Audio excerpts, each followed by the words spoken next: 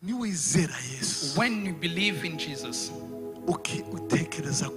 and you think about Jesus, because faith starts with how you think and follows with what you say, and after it goes with your works. Romans 10:10. We believe with our heart and we confess with our mouth. It starts with our heart. Hallelujah. Hallelujah.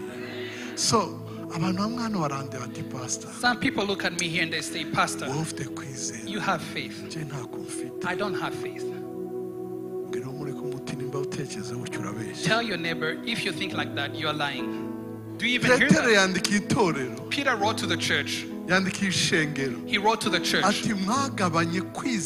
You have been given faith. In the Bible of Kinyarwanda Bible said a precious gift of faith. Precious faith. Precious faith. But in the Kirundi Bible, you have given a priceless faith. Hallelujah. It's faith that you cannot measure. Tell your neighbor, that's the kind of faith you were given. When the Lord gave faith to Peter, He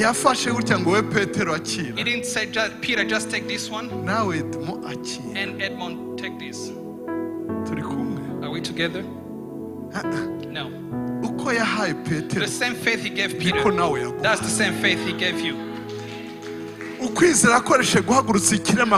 same faith that He used to help the cripple on the beautiful gate, and the cripple stood up. That's the same faith you were given. The same faith He used to raise Dorcas. That's the same faith you were given. The same faith